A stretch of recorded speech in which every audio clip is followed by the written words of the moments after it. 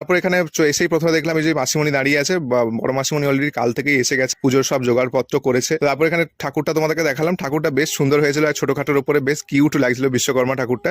And তারপর আমরা যে মালাটা কিনে নিয়ে গেছিলাম সেটা ঠাকুরকে এখন পরানো হচ্ছিল। এন্ড তারপরে লাইটের কম লাগছিল, তো সেই জন্য আমি দুটো লাইট দিয়ে দিলাম, বেশ ভালো লাগছিল এখন। কারণ আমি বেসিক্যালি মামাবাড়িতে আগের দিন থেকে যাই, কারণ একটু ডেকোরেশন গিয়ে করি, কারণ ডেকোরেশনটা আমি পারি ভালো করে, সেই জন্য। বাট এই বছর যেহেতু যাওয়া হয়নি, তো সেই জন্য মানে মামা রাজা দাদা সবাই মিলে করে নিয়েছিল, আমি জাস্ট গিয়ে লাইটটা ঠিক করলাম। তারপর ওপরে সে ড্রেসটা চেঞ্জ করেই এখানে তোমাদেরকে একটু বাইরে প্যান্ডেল গুলো একটু দেখাচ্ছিলাম। মামাবাড়ির সামনে একটা খুব বড় করে বিশ্বকর্মা পুজো হয়, সেটা তোমাদেরকে দেখালাম। তারপর নিচে এসে আমি একটু ধুনো ভাঙছিলাম, এখানে এবারে পুজো শুরু হবে, পুজোর সব কাজপত্র একদম কমপ্লিট হয়ে গেছে, পুজোটা শুরু হবে।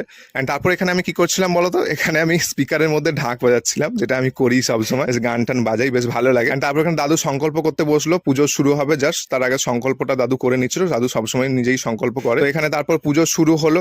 মামাবাড়িতে এর আগে খুব ভালো করে বড় করে পুজো হতো, তারপর এখানে বাড়ির ভেতরেই এখন পুজো হয়, নানান